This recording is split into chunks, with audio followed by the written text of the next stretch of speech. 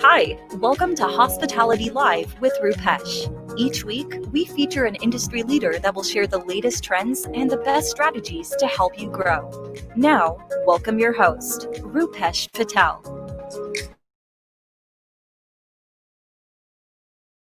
Hey guys, welcome to the show. Welcome to episode number 45. Let me get this music off. Do you hear me? Can you hear me? All right, here we go. All right, we are in. All right, let me take this off. Guys, welcome to the show. I'm super excited, and we are live. Guess what? 4 minutes before the show, my internet went down, and I'm like, oh my God, I can't believe this is happening to me. And I'm like stressing out. I'm like, oh, what should I do? So I restarted my internet, and now we're back on, but we're connected through my phone. So if it's a little laggy, you're gonna have to bear with me while I reset my system, my access points, and then reconnect. Good morning. Let us know where you're watching from. This is episode number 45. Wow, 45 weeks in a row that we've been doing this, and you guys have been connected. So please comment. Let us know where you're watching from. Yes, I am back in my house, back in Orlando, Florida, after 2 weeks away, and it was fun. It was a lot of fun. You probably saw where I went and cities I visited, but we'll talk more about that. Guys, this episode is episode number 45, Road to Recovery. Learn hotel meeting strategies, how to work with hotels, clients, and win RFPs. That's what we need right now. We need more business, right? And I'm super excited to feature meeting expert Yvette Campbell and Sarah Buchbinder. I think I'm gonna mess it up. We'll get it right, and we'll get it right in a minute when we bring these two ladies on. They're experts in the meeting space arena for our hotels. So we really need to understand what's happening in that space and how we can get more business, right? Today you're gonna learn how to get meeting tips on getting more group bookings, find out what groups are looking for right now, right? People are looking. There are groups that are actually looking for future bookings, and we want to know what those guys are looking for. And these ladies are going to help us understand and kind of win those contracts, because that's what we need. And then learn how to confidently win some RFPs, because again, it was RFP season a couple months ago, and I think that's still going on, where there's this delay that they've had, and they're still open. So let's figure out how we can get all those bookings back to our hotel. Guys, comment and let us know where you're watching from, and I am going to mention your name right here. There's a bunch of people on. Guys, welcome to the show. All right, let's see. We got Port Charlotte, Florida, Baran, Chicago, Connecticut, Tampa, Ohio. Guys, comment, let us know where you're watching from. Florida, Alexandria, Virginia. I was there a couple of weeks ago. Millbrook, Alabama, Michigan, Orlando, guys. Oh, Brazil, Michigan. Guys, welcome to the show. All right, so every week I talk about a mindset. This week I'm going to talk about my trip, because it was awesome. So we took an RV out. It was a mini RV. We took it out to a bunch of places and different cities, and we stopped in Charleston for 2 nights visiting family. We stopped in Virginia visiting friends. And yes, you know, here's the thing. I'm going to be honest with you guys. My face looks a little different, doesn't it? I don't have any of these wrinkles up in my face. Guess what I did? So we stopped by one of my wife's best friends, and she was like, hey, you know, I have a spa, and I know that she opened up a spa like maybe a year ago, and it's doing really well. And now these past 3 months, it's been a little bit slow for her. And she was like, I want to show you. So at 10 o'clock at night, we went over to her spa, which is only like 2 blocks away from her house. And it's a little office, and then she does everything. She does like micro, I don't know all the things, but she does a bunch of things. And she does it for men and women. And she was like, hey, you guys should try out Botox. And I'm like, I don't know what that is. I know what it is, but I was like, it's not like for like celebrities or something, or like people that want to like reduce, I don't know. And I was like, she's like, you should try it. So I tried it, and look, I'm squinting, and you can't see the lines in my forehead. And I've had a headache the last couple of weeks or the last 10 days because of that. But I think it's supposed to get rid of headaches. Isn't Botox supposed to get rid of headaches? So if I look a little weird, I'm going to be honest with you. I had Botox put into the top of my head, and I never expected I would do that. But hey, shout out to her and her spa. It's a beautiful location. And so I did that in in Virginia. I went to New Jersey, went to New York, had pizza at one of my favorite pizza spots in the entire country, and it was Carmen's Pizzeria in Neptune, New Jersey. It was awesome. They were closed to indoor seating, but guys, if you've ever been to Neptune, New Jersey, if you ever go to the shore in New Jersey, you have to have it's Pete and Nelda's, and it's Carmen's Pizzeria. Pete and Nelda's is the bar. Carmen's Pizzeria is the thinnest pizza you're ever gonna have, and it's amazing. I dream about that place, so I was like, you know what? We have to visit family that's in that city, and we'll stop by and have some pizza. So I did that. Went to New York, drove through New York City in a mini RV, and I was like stressing out because some tunnels and some bridges you're not allowed to have this big tank, this big LP gas tank when you're going through these bridges and tunnels. And I was freaking out because I don't know which road and directions I was going to go in. And then also the height of the RV was 10 feet. And I came really close to hitting the top of a bridge a few times, going through a few parkways in New York, and I was stressed out about that. But hey, we made it through safe and sound, and we're back home.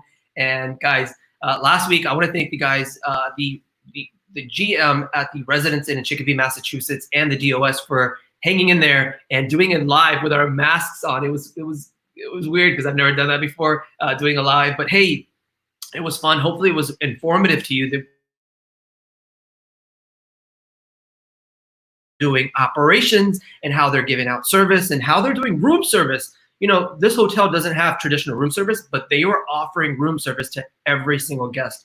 It was breakfast, right? And that was pretty cool to see how their team pivoted from not having breakfast to this one thing on putting menus in the room, and by a certain time they would deliver this meal in a box, format. And it was actually really cool, and people really appreciate it. And maybe that's why they're super busy. They're running over 80% occupancy.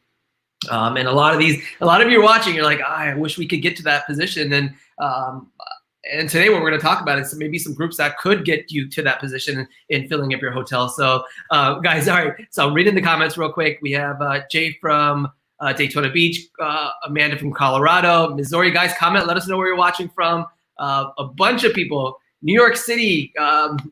Jessica says she loves Carmen. She grew up right there. Guys, it is awesome. All right, so we have a bunch of people. Let me see if I can share some of these comments. All right. And they're saying great show last week, guys. Comment. And guess what? This week I am giving away a $50 Amazon, or not Amazon, a Smart Guest gift card. And let me bring up the sponsor real quick. And this week's episode is sponsored by my website, smartguests.com. Guys, join smartguests.com or log in to smartguests.com and get creative tools to improve your operations, marketing, and guest service. We have tools. It's printable, print collateral tools. It's tools that you can use for operations, housekeeping. Go to smartguests.com and see how this website can help you with a lot of creative tools. We have over 4,300 clients and customers right now throughout the United States, and we're happy that they're happy. Over 95% approval or rating, which is awesome. And that extra 5% is because we couldn't deliver on time during certain holidays, and so now we're full-fledged back on schedule with printing and other collateral. So go to smartguest.com if you need anything to improve your operations, communications, marketing, and guest service, of course. Thank you so much to smartguest.com. And all right, so this episode is number 45, and we're talking about hotel meeting strategy, and let's see, how to work with hotels and clients and win RFPs. And I'm gonna bring on meeting expert Yvette Campbell and Sarah Buchbinder. Is that right? Is that Sarah? Did I say your name wrong? It's Buchbinder. Buchbinder? Yeah. Oh, simple. Hey, thank you so much. Welcome to the show. I know a lot of people in the audience are trying to get business in right now, and you guys can help them out. And so I wanted to bring you guys on, and Yvette, we've been connected for some time now, and I see what you're doing on social media, especially LinkedIn, right? You're on LinkedIn, and there's a lot of different things that we could do as far as on the hotel operations side and the sales and marketing side, but I've never talked about the other side where business is coming in, and that's where you guys are. So Sarah and Yvette, whoever wants to go first, kind of explain what you do with Meetings Made Easy, because both of you guys are brokers for this company, and you provide services that could fill our hotel rooms up and fill our meeting spaces up. And so welcome to the show, and tell us a little bit about yourself. Well, thank you. Thanks for having us. We're so excited to be on your show today. So both Sarah and I are one of 14 or two of 14 brokers that work for MME, Meetings Made Easy. And we are the people that clients go to help them source hotels. So we save them about 40% of their time from looking for, properties where they want to have their events at. So Sarah and I will put together, 1 to 50 hotels and give them all the information. So when you're receiving your RFP, it's usually from a meeting broker or directly from the client. And then you are completing that RFP. So one thing I want to say right up front for everybody is always be the first to get that RFP back. Because if we're receiving 50 RFPs, guess what? We're looking at the first 5, and then the others we're glancing over. So if you can get those RFPs back fast, that's really important. I mean, it's not that we're not going to look at the others, but always try and get it back as quickly as you can to us. What we do at that point is give the client all the options that have been sent in, and they look at that and decide which hotel they'd be interested in for the event. May it be for 10 people or for 5,000 people. So we work with them and the hotel to either set up a site tour or to move into contracting at that point. And then after the event, we make sure that everything that we have agreed on in that contract, the concessions, the attrition, things like that, are met. And basically, that's what Sarah and I do. Sarah, did you want to add anything? Yeah, well, first of all, again, thanks for having us. We're so excited to connect with our hotel partners. That's basically what we're doing. We are the connection between the clients and the hotels. So we know that you guys are eager to bring business back to your hotels, and we're trying to help that happen. So we're working with our partners, keeping them informed on what different hotel brands are doing, what they're offering, what different destinations are offering, to try and not entice them, not get them to jump the gun on a meeting that would be safe and effective, but to make sure they're aware of everything that's available so that they do feel comfortable when they are booking again.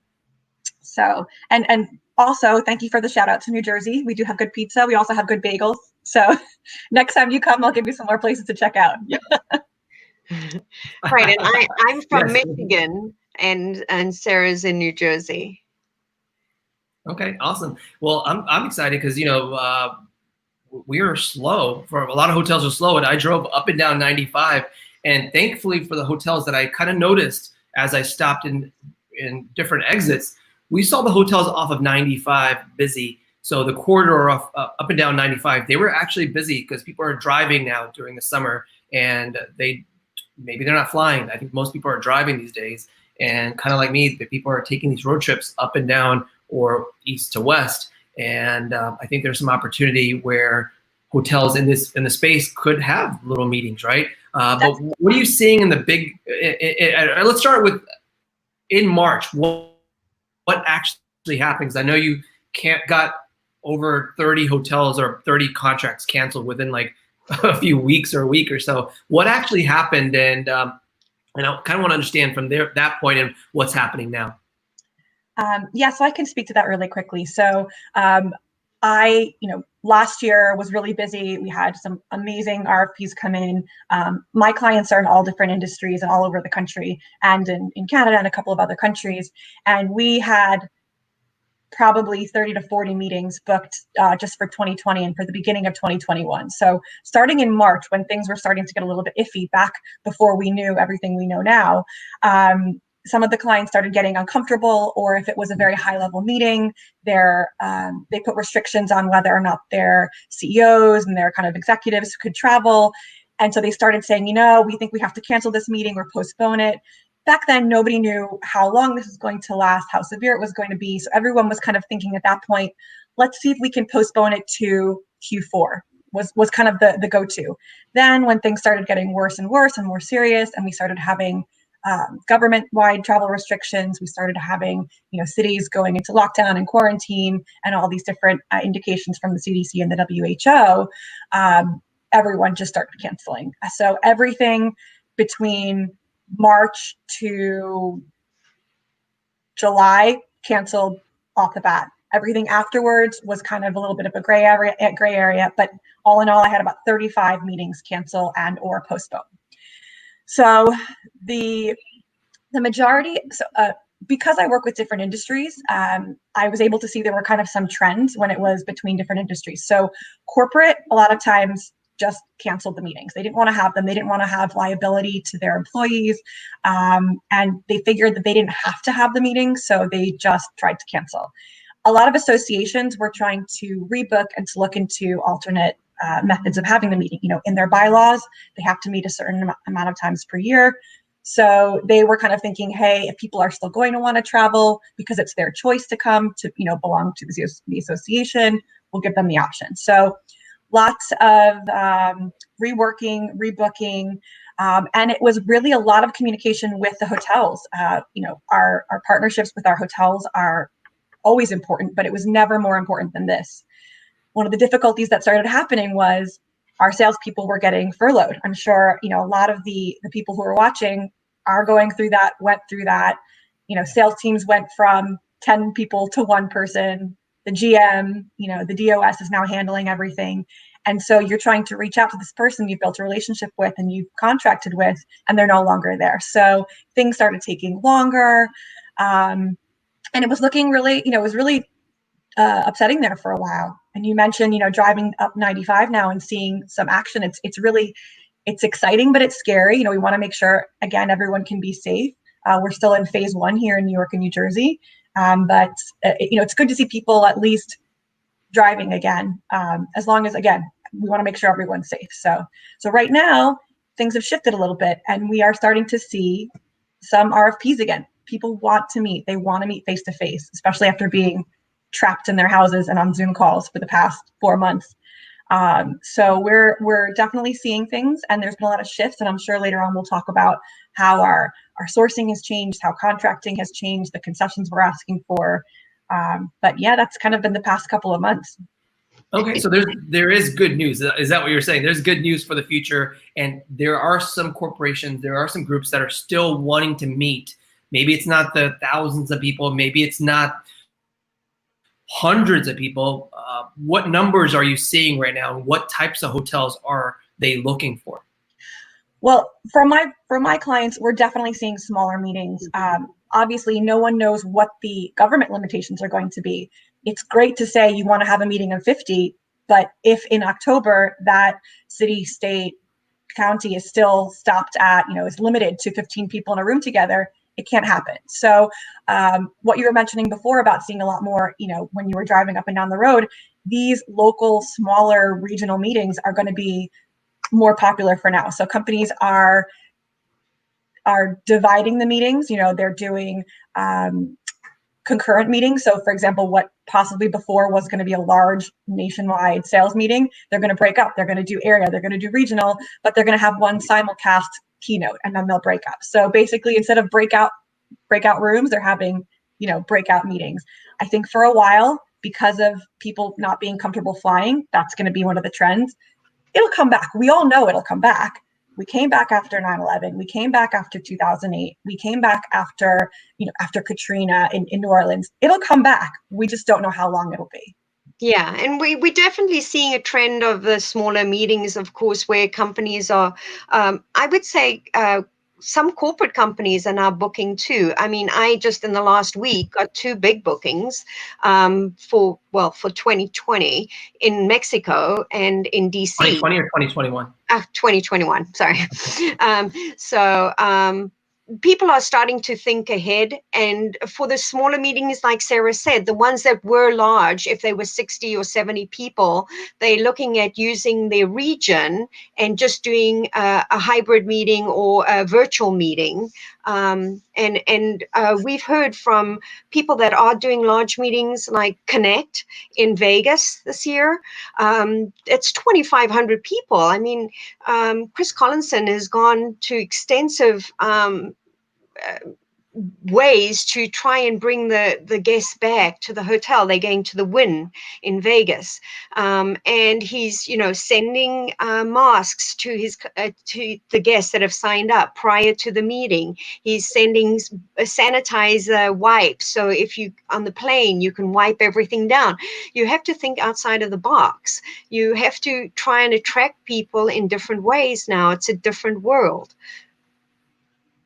So you're saying, and I wrote down Vegas because I think I want to talk about Vegas as it opens up. It's a huge, similar to Orlando, Chicago, New York. There's some huge convention, regions and Vegas is like one of the biggest ones that you can think about when you're thinking about conventions and meeting spaces. So what's happening in Vegas right now? And then we'll talk about how hotels can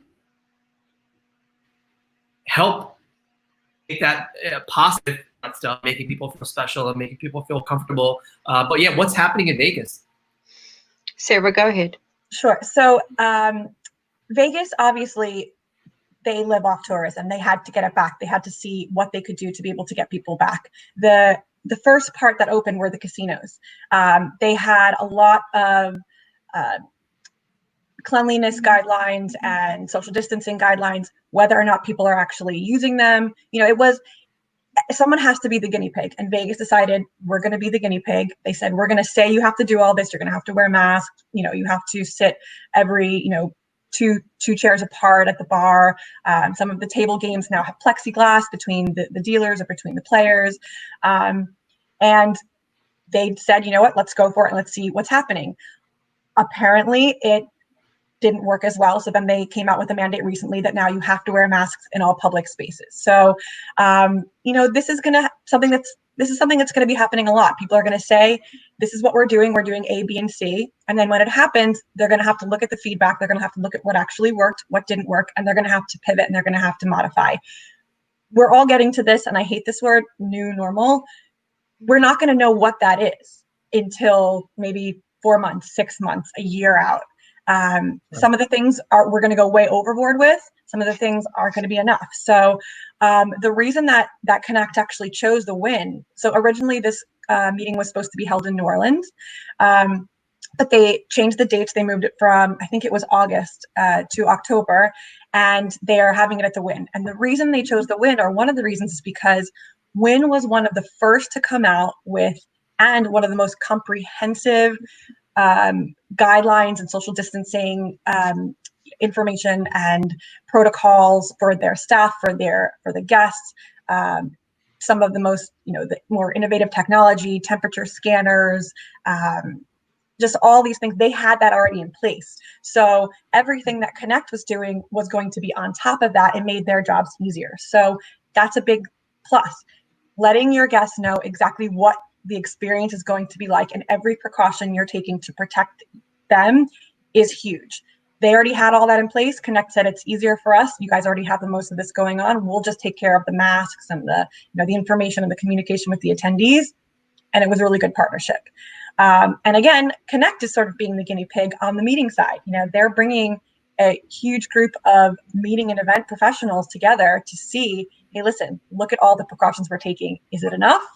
And do you feel comfortable? Because if the planners don't feel comfortable, the guests aren't going to feel comfortable. Right. And so have you guys booked any, within your group, have you guys booked any meetings in Vegas currently for this year? I had meetings that were canceled in Vegas for this year. However, we have one of our brokers booked a meeting in Vegas, and it was a large meeting. And then unfortunately, because of the citywide or county-wide restrictions, they have to now split the meeting up. So again, we're always flexible. That's a big part of our industry. Now more than ever, it's more important to be able to be flexible. Okay, so you can't have the entire meeting or meeting in the room together. Can we break it up between multiple hotels? Can in Vegas you have the benefit of having a number of different hotels under the same brand. So can you split it between all the MGM hotels? Can you split it between all the different Caesars properties? Can you do a hybrid meeting where you simulcast the keynote to everyone's sleeping room? So instead of having everyone in a large space, they're able to, have kind of the smaller meetings, which fit within the guidelines of whatever the city, the state, the hotel brand, or the clients are keeping. And, what are the alternatives that you can come up with? So I think it would be great. I had a hotel recently that offered to send basically a pre-meeting kit out to all the attendees. They were going to send masks, wipes, and this is, a physical thing that's being sent to attendees in order to make them feel more comfortable. That was out of the box. Yeah, added an amenity. So that's I like that. Yeah.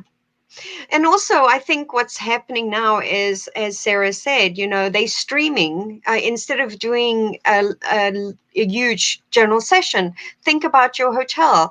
How many people are you allowed in your city? What is a way you can bring a larger group to the city, but stream your general session to the sleeping rooms and then do your smaller breakouts during the day, So just thinking outside the box. I saw someone asked where I'm from. I'm sorry, I do have an accent. I'm from South Africa. Don't apologize. I have an accent from New Jersey. Okay. That's awesome. All right, so I love that hotels can take some tips, and one tip is trying to gain a group is to be creative, like you were saying, and outside the box is what is that pre-meeting kit look like? You said masks. What else? Masks, wipes, sanitizer. Some of them are doing the visors, the hand sanitizer. The hand sanitizer with a little clip on it is great because you can just clip it to your bag. Talk to your clients. Exactly. See, you always have to have it right nearby, and that way you don't have to reach in and touch stuff. I am booking some meetings for 2020. I didn't think I was going to. 2 months ago, if you had asked me, is anyone going to book in 2020? Based on what I had seen with my cancellations, I didn't think so, but I am. And some of the biggest things that have changed are, and I actually saw a question in the chat. Someone, Steve Darasno, asked, are meeting planners adding specific requirements related to cleanliness and sanitation to their RFPs? My clients specifically aren't saying we need 1 per 6 foot. My clients a lot of times are leaving it up to the hotel, saying, what setups are you doing to maintain social distancing with, taking into account the requirements or the recommendations from the CDC? So it's more of this is what, we want to maintain social distancing. What does that look like? And so the hotels that have come back to me with meeting room diagrams set up with the either 1 per 6 foot or 2 per 8 foot round. They've shown us pictures of what their buffets are going to look like. They told us, all the different cleanliness touch points they're going to have, basically taking us through the attendee journey of arriving at the hotel, going to the meeting rooms, what it's going to look like. Having all that information in the RFP has been so helpful. And then the second option is, or the second big, huge tip is virtual site visits. We love those. Yes, and we love site visits. We always recommend to our clients to take a site visit, especially for a larger program, see the hotel's walkthrough, see what it's like going from the front desk to the meeting space. What's the actual feeling like? We can't do that right now. But the best kind of way to fake that, or the best second best plan B, is a virtual site visit. If you can have that 360 view where they can move around within the space, videos, even sending like a little amenity kit with, these are the amenities we're doing, or here's some snacks from the chef, just so you can kind of get that feeling. Listen, if you want the business, it's this now is the time to be creative, more creative than ever.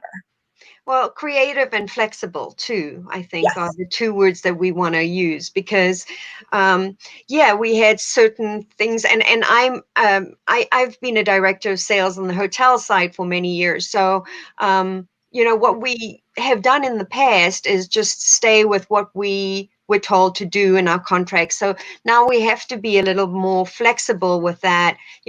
Is it an extra sleeping room that you're going to work with the client on? Is it negotiating different a scale of dropping rooms? What is it to you? What is important to you to partner with a client to make this happen? we want to fill the hotels again, obviously. We all want to have our friends come back to work. So we want to work together. We want to make sure that we're offering different alternatives and not just sticking to the same that we've done in the past, because it just won't work anymore. Yeah. If your concessions and your clauses look exactly like they did before the pandemic, you're not going to be successful. Yeah, and you're saying flexibility and being creative is going to be kind of the key. So what are some things to, as far as contract, because you guys negotiate a lot of contracts and you have in the past, and this is what you do. What are some things that hotels can kind of say, hey, you know what, it's okay if I leave this off or put this on, because we want to make sure that we're looking out for the best interests of our hotels? Well, I think the most important on the contract is your attrition, your cancellation, and your force majeure. Every meeting planner is going to have that, and in different variations. I know, Sarah, you work with some force majeure. Do you want to talk about that? Yeah, so we have obviously had to update a lot of our clauses, since the pandemic, and just putting the word pandemic in the force majeure isn't enough. So a lot of our clients, what we've been looking for now, especially for any meeting that's going to be within 2020 or kind of Q1 2021, is, as Yvette said, the flexible attrition and cancellation. So nobody wants to cancel a meeting. Nobody wants to do all the work, plan the meeting, get their attendees excited, and then have to cancel. We don't want it. The hotels don't want it. But if it's for everyone's safety, then that's, it's what you have to do. So when it comes to the force majeure, having a force majeure that, obviously allows, it's fair on both sides. It allows either the hotel or the planners to be able to cancel the meeting without penalty in case some of the attendees can't travel because of their individual restrictions. So I'll give you an example. If we're having a meeting in New York just put a restriction saying anyone coming into the tri-state area from certain states, such as, I think it was Florida, Texas. Sorry, how did they let you back in? So anyone coming from any of these higher risk states or states with higher levels of COVID are going to have to quarantine for 14 days. If I'm having a 5-day meeting, it doesn't make any sense for my attendees to come in. Does that fall under force majeure? So the conversations we're having with the hotels are so important now, telling them where our attendees are coming from, what the goals of the meetings are, and what the objectives are, and whether or not we can meet the objectives based on where who the clientele are coming, who the clientele are and where they're coming from. So we want to have a meeting in New York. That's great. If we have 50% of our attendees coming from Florida, if they're not allowed into New York, that's not our fault. That shouldn't fall under, under the penalty of the clients or whoever's booking the meeting. So will the hotel be flexible with their attrition and, 10 days out, 15 days out, let us drop 50% so that we can still have the meeting? Because the options are either they can claim force majeure and they can go to court and they can try and fight it and cancel the meeting, and then no one has a meeting. The hotel loses out everything. The client loses out everything they've put in. Or will the hotels be flexible and work with us on attrition, on rebooking, to be able to say, hey, listen, we can't have the entire meeting, but we can still have something. It's not ideal, but right now a lot of it is, hey, how can we try and maximize what we can get? We want something more than nothing. And that's what we're working with now. Yeah, and right, I'm sorry, Rupesh. I also think the cancellation clause at this time, we should look at that. It shouldn't just be a straight cancellation clause. You should think about, and I'm talking for the hotel side right now, you should think about doing a cancellation clause if you, the hotel, need to cancel, as well as a cancellation clause for the planner. And I think if you think that way, it might be better for you, so that it's clear to both the planner and the hotel what those options are, what's going to happen if the hotel cancels. Right. And I'm wondering if any of the people that are watching are getting inquiries right now for this year or the future, which is pretty cool to understand, like what's happening at your hotel. So guys, comment, let us know if any inquiries are coming in at your hotel and what they're looking for, and maybe we can share some ideas, and also share your comments and ask these ladies questions, because they deal with this every single day, and they're probably fielding at least calls. Are you getting calls and emails in your inbox every day about what's going on, different restrictions.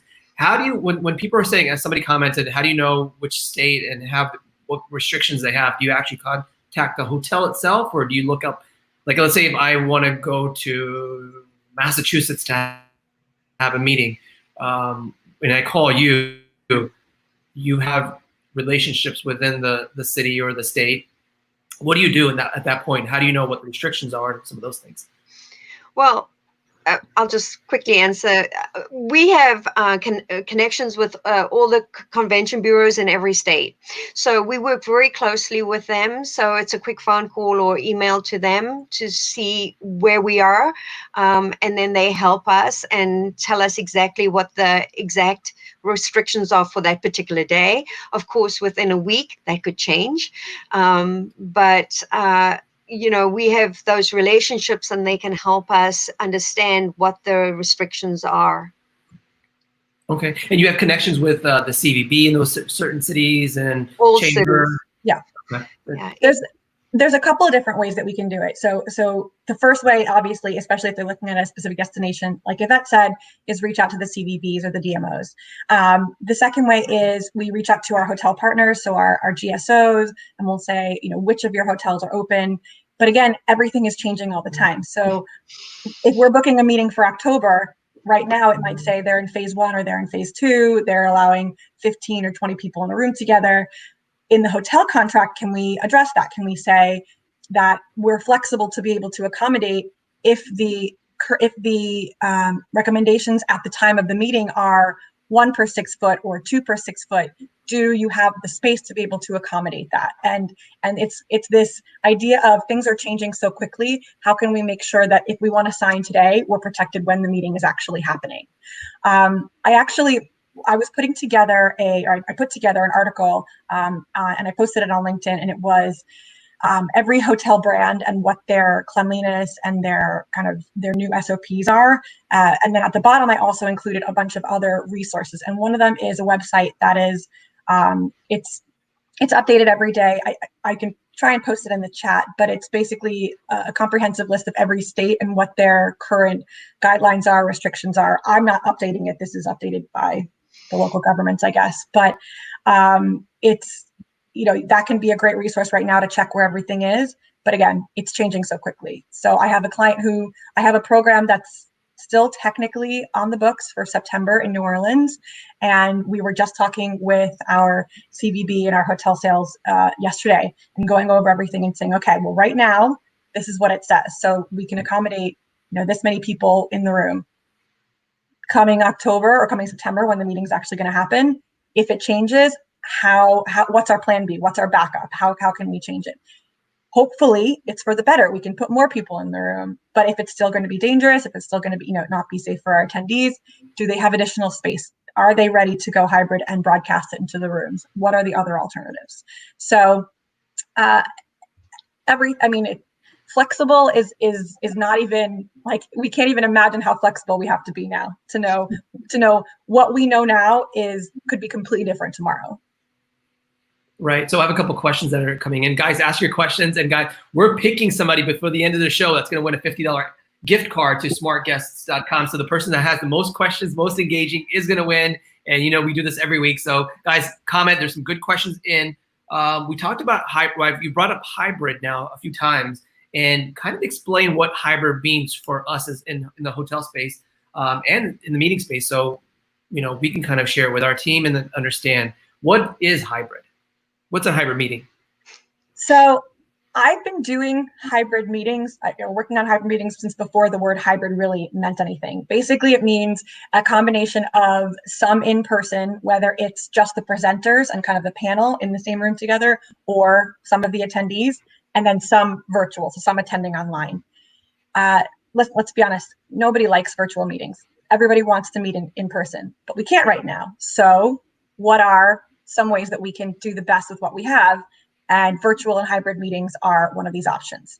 So if a hotel, one of the main ones that we've come across with the hybrid meetings is, because we can't have a large general session, a lot of people in one room together, but we still want to have the meeting, is there a way to have smaller breakout meetings, smaller breakout rooms to fit into the guidelines of whatever the city, the state, or the brand is requiring, but have the general session be broadcast into each attendee's sleeping room.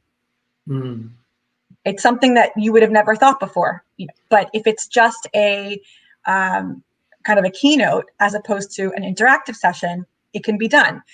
In addition, you can have a Q&A component. There's lots of either apps that you can have on your phone, or you can have it be on a virtual platform that you can have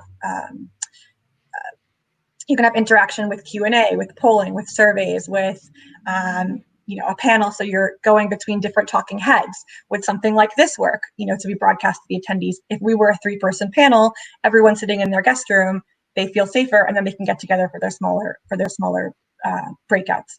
And then food and beverage, how are you going to do that? How can you accommodate a large group? We all want the large groups to come back. The hotels do, we do, people want to meet in large groups again. We wouldn't be in this industry if we didn't like getting a lot of people in a room together. But if we can't right now, what are some of those options? So the best thing with hybrid is if your in-house AV provider can have that already and can say, hey, listen, we have this in place. We have the cameras, we have the technology to blast it, into the hotel rooms. Easy. You don't have to bring in someone outside. That's the best. The attendees feel comfortable because they feel like you've done it before, you're handling it, and they know that this is an option if they have to or if they want to do it. Right. Good. Understand. Now, food. I know somebody's brought up food.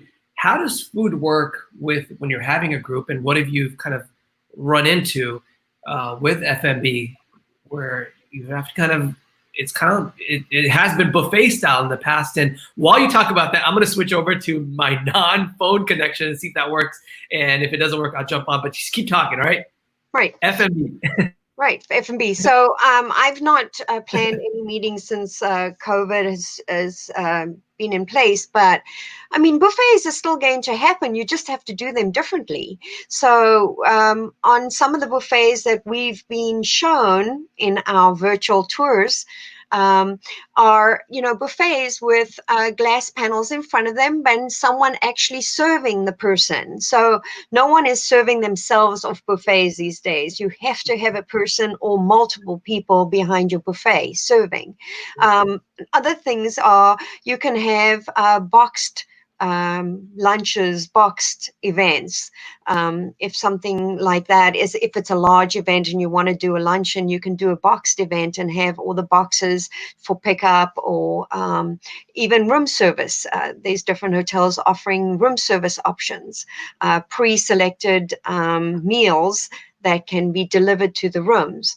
I think those are the top 3 that I've seen, Sarah. What are there any others that you can think of right now? No, I'm seeing a lot of the same, a lot of grab and go for breakfast as opposed to the hot buffet breakfast. And what's interesting is the idea of this new buffet where you're going to have servers also brings up the issue of cost. So is the additional labor that's required to have servers serving everything and pre-packaging everything and all of the packaging that's going to go along with it, is that going to lead to additional costs? And if so, is that going to be passed on to the clients? Yeah. What we've seen so far is that because hotels are so eager to have business come back, they're kind of eating those costs. They want to, they want people to see that meetings can happen.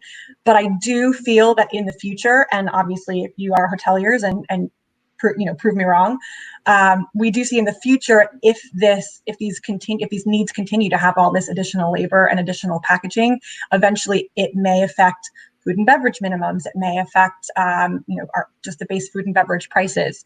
It may kind of have to come up with different packages. So people have to eat. It's not going to go away. But the prepackaged and the servers is kind of where it's at now. Yeah, and also we've seen with the boxed breakfast, not to just do cold breakfast, right? To think outside of the box and do wrapped burritos or wrapped, something that is warm for clients to have. No one wants to have a muffin and a bag of chips for breakfast. So, try and think of additional items. Is that what you eat, Sarah? When I was a planner, I would go, we had people who had very, specific medical and dietary needs. And I would go to the chef and I would say, hey, listen, chef, This is what we have. Plus, we don't want to have the same boring, meals everyone else. And the chefs were always the most creative and excited to be able to use their creativity. From what I've seen, the hotel chefs didn't want to just make the exact same meals for every group. They loved when we were able to communicate and say, hey, listen, what can you do with this? So I say give them the chance now, really work with the chefs and the culinary teams to say, we want to make this obviously still visually appealing. We want to make it delicious. We want to make it something that can still be attractive once it's being delivered to the room, or if it's packaged differently. It's easy to do a huge big cheese platter where everyone's sticking their hands in and picking. We can't do that anymore. How can you do something that's attractive and delicious and creative? And I think, get the chefs involved, definitely have them be a part of coming up with all these new options. Yeah, and I think it's based on the local and the state guidelines about food and how many people can be served and what the buffet looks like and some of those things. So yeah, you'd really have to go back to your local government to see what the regulations are and restrictions are too with when it comes to F&B. A lot of bars and maybe some restaurants are closing down now. I know bars are have opened back up in the last couple of weeks, and then now they're being restricted, right? Which is, I feel bad for them because that's their lifeline, and that's where they make all their money when they don't have the food component to their business. But yeah, for hotels, it's going to be really understanding what your market and what your government restrictions are. All right, so now let's talk about the fun stuff that a lot of GMs have to deal with, and it's the RFP side. And RFP season was a few months. When does RFP season start anyways? Because I think I forgot, and I think it'd be a good reminder for a lot of people. Did it start in March or April? I have RFPs constantly. So you're talking about RFP season for business travel. Business travel, yeah. So so we get RFPs all the time, but business travel, I'm not sure exactly what the date is for that. But yeah. I usually see a big jump in RFPs coming in January. Obviously, everyone slows down a little bit in August and December, but pretty much every other time it's been pretty consistent.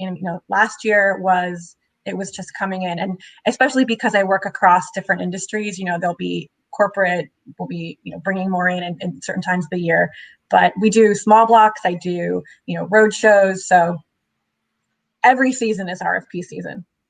Okay, and I know a lot of brands that are working, they have their own big sales team, big sales force. They say it's usually May or June when their RFPs go out and kind of get these group contracts in for traveling businesses, like a Walmart or something like that. Yeah. That they're trying to capture rooms. But this is meetings that we're talking about today. So RFPs, what should hotels know? Like, what are the top 5 things when an RFP goes out? We talked about the first one is respond back quickly. What are some other things that hotels should consider when they could potentially earn a lot of business?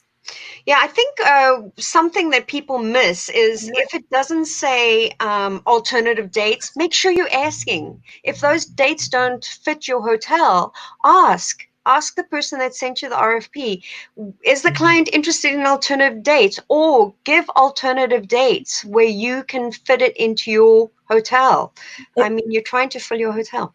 Especially if you can give a really great rate on those dates. If you have a need date, say, listen, we can't meet your dates, but if you can fit in with our dates, we can give you this crazy deal, crazy concessions. And a lot of times that'll change the clients. Yes, they might consider changing the date. Yeah, I think that's a great tip. It's kind of like booking on any of these OTA sites or even a brand site, kind of like Marriott, where they say, are you flexible with your booking? And then it shows you like the lowest rate. You're like, $65 to New Jersey, I'm taking it instead of like the $300, right? This week or whatever. So I think that's very important that you can capture business by just being, like we talked about, flexible. Yeah, and from our hotel days as well. Once you get that RFP, don't skip over some of the questions. Make sure you're completing them all, because remember that you're competing against 10 other properties that maybe they're going to fill out all that information. So if we don't have all the information we're asking, if you don't have it, put not applicable, so that we know that you're not offering it, or you don't have it, or whatever the case may be, but don't leave it empty. So complete the entire questionnaire before returning it, and make sure that you are giving your best possible rate that you are comfortable with at your property. Just remember, what we're doing is putting everything in Excel spreadsheet and looking at everything compared to the ones that we've received back. So, it might not just be the rate that the client is looking at. It might be what the amenities are, what your attrition clause is. Is it a 80-20? What are you offering as upgrades? So we put all that together and then look across the board what it is, and that's how the clients are selecting the properties. Awesome. And we have a question here with this. Sorry, go ahead. No, I was going to say, that's a really good question for hotels to come back to the clients with and say, you've asked for these amenities or you've asked for these concessions. What's most important to you? Because we can maybe work on if the guests are going to be paying for the sleeping rooms and the organization is paying for the food and beverage, which is more important for the client to be able to book. So asking, which is more important so you can focus on those is really great, and it shows that they're listening to you. And I do, when we say fill out the RFP completely, we understand there are some companies that will submit an RFP with 200, 300 questions. We think that's completely out of order. I try, I know that all of our brokers try to be very conscientious in the length of our RFPs. We want to make sure you have all the correct information, but we'll take out things that are unnecessary, because you're probably getting them in from lots of groups. And RFPs, responding to RFPs now is going to be very different than it was 4 months ago, pre-COVID. And it's probably going to be a lot different than in a year from now or in 2 years from now when we have a vaccine. Obviously, right now it's a buyer's market, but the pendulum's going to swing back eventually. For me, it's bullet points are great. What is the thing that you're offering that is out of the box, that is creative, that's going to, kind of catch my client's eye? That's really important for me. Yeah. What else? I love. There's a bunch of things that I've written down as far as just responding quickly. Are people requesting weddings as far as a meeting or a group? I've spoken to different hotels, and of course, being in the industry in the past, there are lots of weddings going on still, but within the restriction of the amount of people. So I know I'm in Michigan, and I know one of the larger hotels here in Michigan, I'll give a shout out to them, the Royal Park. They have really pivoted and thinking outside of the box. They are doing weddings along the stream that they have next to their hotel. They are doing smaller events instead of the larger events, and using the technology, the virtual, and streaming to their friends the actual wedding. So we are seeing weddings continuing. Yeah. I mean, if you think about it, someone who's been planning a meeting has been planning the meeting for a year. A person has been planning their wedding sometimes for their entire life. So I'm sure it's devastating. Two of my cousins were both supposed to get married this fall. One in Portugal in September, and one in Toronto in October. And they've both decided to put it off. But I have other friends who've decided to just have a small reception and a kind of 10 to 15 people. Again, and this is also talking to the question of how big are the groups that we're booking. It has to do with what the regulations are. If you want to have a meeting or a wedding of 100 people, that's great. If it's currently illegal to have more than 15 people in a room together, you can't do it unless you can be outside. Oh, we lost him. I got him. I'm back. All right, so you talked about virtual events. What does virtual events mean when it comes to meetings? So virtual events are a great kind of plan B, an alternative to having face-to-face events. I think that people didn't want to have virtual events in the beginning. Listen, we're all stuck in our houses. Nobody wants to have a meeting over Zoom. Wants to. Right. Mm-hmm. And they're terrible. Let's be honest. A lot of times it's, you get distracted. Your kids are working because they're home from school. They're learning from home. You've got laundry in the dryer. You're distracted. So virtual meetings are a necessary, I don't think necessary evil, but they're a necessary, method for now. And but people are finding that there are definitely some benefits to it. So one of the benefits of having a virtual meeting is it's kind of more infinitely scalable. I have a client who typically does an association meeting, and they usually get about 100 attendees in real life. They've had to switch to virtual, and because people didn't have to travel, they now have 500 registrations. And within a virtual platform, you can easily grow from 100 to 500. It's a lot harder to grow 100 to 500 in a hotel. Right. And so how can the host have that virtual meeting at the hotel where they use their high speed internet, maybe some of the services, maybe just a meeting room that they can set the entire scenario up or the entire scene up and do that? Yeah, well, that would be sort of what we would consider a hybrid. So if the hotel can say, hey, listen, we can get your panelist in here. We can set up, a professional room with professional audio visual so that there's, clear internet, there's clear, audio. They can use the mics. They have all that built in. They might as well use it. They're in the meeting room, and that can be broadcast. So that would be a hybrid meeting. Yeah. And also, like you said, Sarah, your board of directors can be part of that meeting and in front of the panelists. So it's a combination of both. You're doing the virtual for people who are not attending, and then your board of directors can be there filling some of your sleeping rooms that you need and getting rental on your rooms. So exactly. And virtual was not anyone's first choice, but I think once we go forward, now everyone kind of has that extra tool in their toolbox, and they say, hey, listen, we're having a meeting, but we can also add an additional, virtual component. This could be an upsell for the in-house audiovisual company, and say, you can have 100 people here at the meeting, but we can also add a virtual component, which if it wanted to be like a lower level or a lower price tier, then everyone is more attendees are able to come, which is good for the audiovisual company, which is good for the clients, which is good for the association, which is good for people who can't travel. Yeah. It's not a bad thing to be able to add that to a meeting. And if the hotels have that technology in place that they can help to accommodate it, it's even better. Yeah, I love that you don't just have to focus on sleeping rooms or say, hey, listen, we'll set the entire thing up. All you have to do is show up with your presentation. We'll have our entire team present it and have you present it professionally instead of in your basement, right? If you're coming from Jersey, and be really professional about it. I think that's a great idea where this is extra revenue that you never thought about with the AV side, and you already have a lot of these things on your property, right? Exactly. Especially the bigger hotels and hotels that actually do meeting and AV and some of those things, lighting, and even lighting can make your virtual look so much better. And I think people don't consider that when they're thinking about an event, especially now that it's not in place, but you can lighting makes everything so much better, right? From weddings to even corporate events, you're like, oh man, this room looks like it's totally transformed just by lighting. And I like that idea where we already have the stuff in-house, might as well take advantage of it and maybe have the keynote look really good instead of their, is that right? Sorry, you cut out.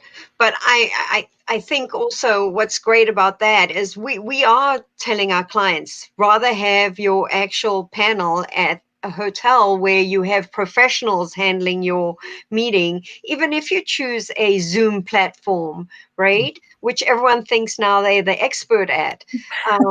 But when you have breakouts in a Zoom session, it can be tricky because you have to let each person into a different room when you're changing topics. So rather have a professional handling that for you and look like a rock star on your Zoom meeting than trying to handle it yourself. You're dropping people, things like that. So when we're speaking to our clients, we are suggesting that they go to a professional facility, a hotel that has a room that has audiovisual capabilities. So this is something that hotels should really be selling and looking at. 100%. Good. Well, hey, we're coming up on 1 hour now, and I've written down so many notes here. I'm sure our viewers have too. I really appreciate this. Any last words, and how can people connect with you that are watching and going to be watching this afterwards too? Go ahead, Sarah. My information is right below. So you can find me on LinkedIn with Sarah Buchbinder, and this is my Instagram handle, so Sarah BMME. You can also follow Meetings Made Easy on Instagram, LinkedIn, Twitter, Facebook, Carrier Pigeon. And we love to post about hotels, what they're doing. We love to share information with our clients. So if your hotel is doing something really spectacular, reach out. We'd love to, put you in contact with our clients. We do webinars every week within our team to make sure our whole team is up to date with what's going on. And a lot of times we'll bring in a hotelier or a vendor partner to talk about, what's going on in their side. So we're just keeping the relationship open. So reach out. You can reach out to me at the information below, and you can reach out to Yvette as well. Yep. So I'm on LinkedIn a lot, like Rupesh. So most of my posts are on LinkedIn, and what I like to share with clients and people just on LinkedIn is anything new or exciting that's happening in the industry. Because my affiliation with hotels for so many years, I do tend to trend to what hotels are opening, what are people giving as a wow factor at the hotels, which cities are leading in the safety, categories. What are they doing? Are they doing thermal scanning? Are they doing to the forehead with the thermostat? What are they doing? So I like to put that information on LinkedIn, but I can be reached through LinkedIn or through Meetings Made Easy. Well, ladies, it was a pleasure having you guys on. I'm sorry about the internet connection. It's always something, right? But we made it through. Listen, we made it through. You guys did a great job. And yeah, Yvette, I love following you. And Sarah, we just connected, so I'm looking forward to your posts and connecting. And I appreciate you guys being on. Thank you so much for joining us. Thanks, guys. Thanks to everyone for watching. And we look forward to sending you business. Yeah, absolutely. Well, hey, we'll talk to you guys soon. Thanks. Stay safe, everyone. Bye.